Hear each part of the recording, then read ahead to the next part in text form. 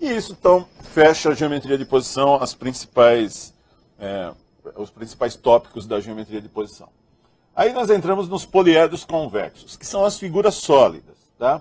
Então, por exemplo, esse daí é um poliedro convexo que tem uma face inferior, que é um hexágono, uma face superior, que é outro hexágono, é um exemplo, e tem 6 faces laterais aí, que são quadriláteros.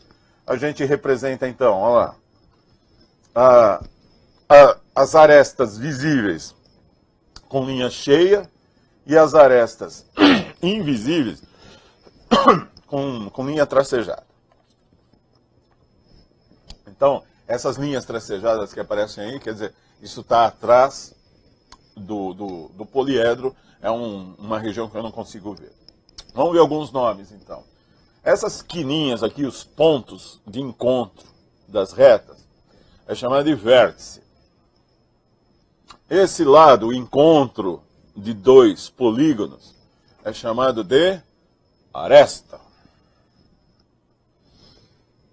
Isso é chamado de face, a superfície, né, de cada superfície da face, é chamada de face. Né? Então, deu para entender? Tem um ponto, uma reta e um plano. O ponto chama-se vértice, a reta chama-se aresta e o plano chama-se face.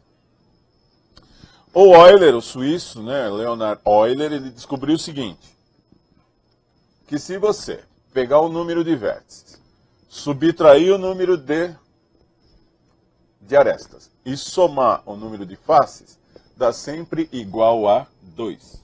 Né? Vértice menos aresta mais face dá sempre igual a 2. Então, o que tem mais no poliedro é aresta. Sempre o que tem mais é aresta. Mas o número de vértices mais o número de faces supera o número de aresta em 2 unidades. Certo? Então, olha para este poliedro aí.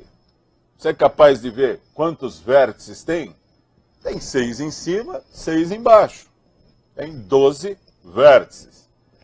Quantas arestas tem? Tem 6 em cima, 6 embaixo. 12. Mas tem mais 6 laterais. 18. E faces, quantas tem? Uma em cima, uma embaixo e 6 nas laterais. Total, 8. Certo? Então, vértices, 12. Menos arestas, 18. 12 menos 18 dá menos 6. Mais o número de faces, que são 8. 2. Dá sempre igual a 2. A soma dos ângulos das faces. Certo? Então, aqui, se você pegar a soma das laterais, são quadriláteros. Quadriláteros nós já vimos no curso de geometria plana, que a soma dos ângulos de um quadrilátero é 360 graus. Certo? Já vimos também que a soma dos ângulos de um hexágono são 720 graus. Então aí tem 720 em cima, 720 embaixo e mais 360 vezes 6. Tá? Você pode fazer assim ou simplesmente pega o número de vértices, subtrai 2 e multiplica por 360. Tá? Essas são as 2 fórmulas que você precisa saber para quando te pedirem para você resolver uma questão de poliedro convexo. Tá? Mas tem um detalhezinho que os livros normalmente não colocam. É uma pegadinha. Né? Não colocam porque acham que o aluno já vai perceber isso. E eu percebo que a maioria dos alunos não se liga nisso. A aresta, o que é? A aresta é comum a 2 lados dos polígonos. Veja essa verdinha aí. Ela é comum ao polígono da base de baixo, né, do hexágono inferior, e também é comum ao quadrilátero lateral aí. Então, uma aresta representa 2 lados. Certo? Vamos ver isso num exercício? Então, olha o exercício. Um poliedro convexo tem 3 faces triangulares. Opa, faltou o S do faces. 3 faces triangulares. Uma face quadrangular, quadrilátero. Uma face pentagonal. E 2 faces hexagonais. Então, o número de vértices desse poliedro é igual a quanto? Gente, se você tentar desenhar isso daqui, você vai ficar 3 dias. É muito difícil desenhar um poliedro quando falam só a quantidade de faces e qual é o tipo de cada face, certo? Então, você exemplifica, né? Especifica cada poliedro mais ou menos, cada polígono mais ou menos assim. Olha lá. 3 faces triangulares. Escreve aqui, 3 faces triangulares. Cada triângulo tem 3 lados. Então é 3 vezes 3. Então daria um total de 9 lados. Veja, não são arestas, são lados. Aqui está escrito uma face quadrangular. Escreve uma face quadrangular e sabe que cada quadrilátero tem 4 lados. 1 vezes 4, 4 lados. Uma face pentagonal. Escreve pentagonal, multiplica 1, penta quer dizer 5 lados. Total, 5 lados. Duas faces hexagonais. Escreve aqui 2 hexagonais. 2 vezes 6, 12 lados. Quer dizer que se esses polígonos estivessem dispersos por aí, não tivessem unidos através de arestas, eles teriam aí um total de quanto? Não, seria um total de 7 polígonos, né, dispersos, com um total de 30 lados. Certo? Um polígono está aqui, outro está lá, outro está lá em cima. Então, dispersos. Aí, a hora que você vai unir para formar os poliedros, cada 2 lados vão se fundir e virar uma aresta. Então, 30 lados correspondem a 15 arestas, certo? Então, gente, o número de lados, né, de polígonos tem que ser par, né? Tem que ser par. O número de arestas pode ser ímpar, mas o número de lados total tem que dar par, senão não dá para montar um poliedro. Então, pegou os polígonos dispersos, tinha 30 lados dispersos aí. Cada 2 lados vão se fundir e vão virar uma aresta. Então aí a gente já sabe que quando se juntar todo mundo, vai ser um poliedro, né? Quando é plano eu falo polígono, quando é sólido, espacial eu falo poliedro. Então é um poliedro, será um poliedro com 7 faces e com 15 arestas no total. Opa, se eu sei o número de faces e o número de arestas, eu jogo na relação de Euler, né, em que o número de vértices menos o número de arestas mais o número de faces dá sempre igual a 2. Joga aqui o 15 no lugar do A, o 7 no lugar do F, e nós vamos ter aí quanto? Número de vértices igual a 10, né? É isso aí. Alternativa C. Percebeu como é que é um exercício de poliedro? Não vem o desenho, hein, gente? Aliás, exercício, questão, né? Questão de concurso, vestibular, Enem, com geometria, os que vêm desenho, vem figura, conforme a figura abaixo, se prepara. Tá? A maioria não tem desenho, certo? E você tem que interpretar. Algumas vezes fazer desenho é possível. Com coisa espacial é muito difícil, tá? E quando tem desenho, gente, é mais difícil ainda. Já que eles deram desenho, eles vão te cobrar coisa muito mais difícil. Vamos continuar. Poliedros regulares. Poliedros regulares são os seguintes. As faces têm que ser todas do mesmo polígono. Tá? E tem que ser tudo igual também.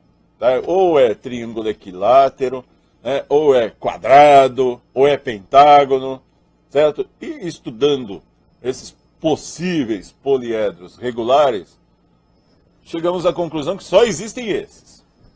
O tetraedro, ele é formado por 4 faces, e as 4 faces são triângulos equiláteros. Tá? Não é... Eu posso chamar isso de pirâmide, não tem problema chamar de pirâmide. Mas não é uma pirâmide de base quadrada, é uma pirâmide de base triangular. E a figura da base é igualzinho às 3 figuras das laterais. O nome disso é tetraedro. É o mais simples dos poliedros regulares. O segundo é o cubo, que é formado de 6 quadrados. 6 quadrados. Tá? Pode ser chamado também de hexaedro regular. Octaedro é formado de 8 triângulos equiláteros. Dodecaedro, formado por 12 pentágonos regulares. Dodecaedro. E o último é o icosaedro, formado por 20 triângulos equiláteros. Só existem esses 5 poliedros regulares. Também são chamados de poliedros de Platão. Tá? Só existem esses 5. Não dá para fazer mais poliedros regulares. Só esses 5. Tá? Com um triângulo equilátero dá para fazer o tetraedro, o octaedro e o icosaedro. Com o quadrado dá para fazer só o cubo. E com o pentágono dá para fazer o dodecaedro. Só esses 5. Tá? Inclusive, o Kepler, o físico, o astrônomo Kepler, ele se baseava nas órbitas dos planetas, ele se baseava, ele imaginava que fosse como se fosse um desses poliedros dentro do outro, certo? Era os 5 planetas que se conheciam na época, né? Mercúrio, Vênus, Marte, Júpiter e Saturno. Eles conheciam, dava para ver esses 5 planetas a olho nu. E as órbitas desses planetas dava quase perfeito, como se fosse um desses poliedros regulares um dentro do outro, certo? E aí o Kepler chegou à conclusão de que se existem só 5 poliedros, só existem 5 planetas também. E depois isso não era uma realidade, se descobriram Urano e Netuno, depois Plutão, depois rebaixaram Plutão, certo? Hoje a gente está aí com 8 planetas e poliedros continua 5, não tem mais do que isso. Continuando, vamos fazer um exercício. Em um tetraedro regular, de lado a distância entre os pontos médios de 2 arestas não adjacentes é igual a. Então, esse tipo de exercício até é bom você dar uma desenhada para saber o que eles estão pedindo. Tá, então, vamos desenhar um tetraedro. Tetraedro é isso aí. Tem 4 triângulos. E os 4 triângulos são triângulos equiláteros. O que é ponto médio? Opa, então eu estou traçando aqui, ó, de cada vértice, eu estou traçando uma retinha vermelhinha aí, que vai até o ponto médio de uma das arestas. Bom, se está saindo de um vértice e indo para o ponto médio de uma aresta, os dois estão fazendo a mesma coisa. Então a medida dessas duas retinhas é a mesma, né? Y e Y. Se você pegar bem no meio aqui, ó, aí sim você está fazendo o que ele está pedindo no exercício. A distância entre pontos médios de 2 arestas não adjacentes. Veja, essa aresta que está com a letrinha A não é adjacente. Adjacente é quando liga, assim, né? Uma ligou na outra e chama adjacente. Então, o problema está pedindo, qual é o tamanho do X? Qual é o tamanho desse X? Você sabe que a aresta é A. O Y está no meio ali desse triângulo que tem a aresta A. Olha lá. Tem a face, que tem A. O Y liga um vértice até o ponto médio da outra aresta. Bom, então é a altura desse triângulo. Eu posso fazer, por exemplo, por teorema de Pitágoras, né? E o que é o X? Olha lá no desenho. O X liga o ponto médio de uma aresta. Então a aresta é a base. E os lados? Os lados são as alturas Y, que são iguais. Então isso é um triângulo isósceles. O X é a altura de um triângulo isósceles. Então, resolvendo aqui, ó, tá? Como eu sei que o Y é a altura do triângulo equilátero, vocês viram lá no curso de geometria plana, que a altura de triângulo equilátero é só multiplicar o lado do triângulo equilátero pela raiz de 3 sobre 2. né? Que é o seno de 60 graus. Certo? Então é só multiplicar o valor do lado pelo seno de 60 graus, que é raiz de 3 sobre 2. Então aí está o y. Aqui, nesse pedacinho, nesse outro triângulo, é a dividido por 2. E isso virou um triângulo retângulo. Se é triângulo retângulo, dá para fazer teorema de Pitágoras. Se x ao quadrado mais a sobre 2 ao quadrado igual a y ao quadrado. Pronto, né? Matou a charada. Substitui o y por a vezes a raiz de 3 sobre 2. Fica 3a ao quadrado sobre 4. Passa o a ao quadrado sobre 4 para o outro lado, fica negativo. E vai ficar a raiz quadrada de 2a ao quadrado sobre 4. A ao quadrado tem raiz, o 4 também tem raiz. Então vai ficar a raiz de 2 sobre 2, alternativa D. Então, percebeu? Você usou o conhecimento de geometria plana do triângulo equilátero e o teorema de Pitágoras no triângulo isósceles. Então, geometria espacial não dá para você entender se você não tiver feito o curso de geometria plana. Certo? Vamos continuar. Outro. O cubo de vértices A, B, C, D, E, F, G, H, indicado na figura, tem arestas de comprimento A. Sabendo-se que M é o ponto médio da aresta AE, então a distância do ponto M ao centro do quadrado ABCD é igual a quanto? Então vamos tentar desenhar aqui. Ó, ele quer saber essa linha vermelha aí. Qual é o tamanho desta linha vermelha? É a distância do ponto M ao centro do quadrado ABCD. Isso daqui o que é? Essa linha azul é metade da diagonal do quadrado. Metade da diagonal do quadrado. Ah, esse triângulo aqui, quanto vale essa altura aqui? Metade da aresta do cubo.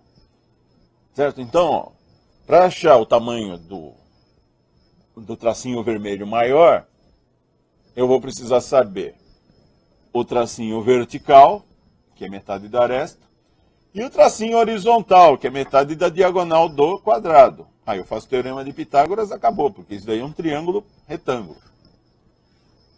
Tá aqui o x da questão. Vamos pegar agora no quadrado. Vamos ver como é que a gente calcula a metade da diagonal do quadrado.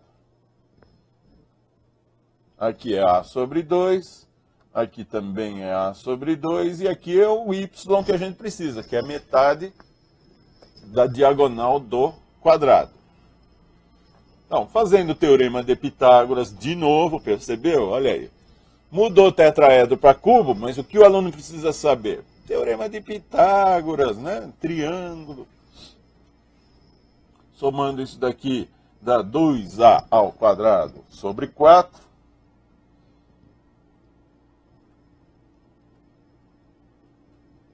Aqui é o x, veja o triângulo que liga o ponto médio M ao centro do quadrado é esse, em que aqui é x, aqui é o y e aqui é a sobre 2, certo? Como é que faz para descobrir o x? Teorema de Pitágoras de novo. Né? Só que agora eu já sei o valor do y, substituo, o y ao quadrado é 2a ao quadrado sobre 4, substitui ali, faz a continha, precisa saber, né, levar ao quadrado, subtrair fração, né, que está no curso de qual curso? A forma divertida de aprender matemática, e também foi revisto no curso As Bases da Álgebra, né? Tá aí. Somando isso, nós chegamos a 3a ao quadrado sobre 4, tira a raiz disso, a ao quadrado tem raiz, o 4 também tem raiz, o 3 fica preso dentro da raiz. Alternativa C. Percebeu? Mais uma questão de geometria espacial que se resolve com conhecimentos de geometria plana.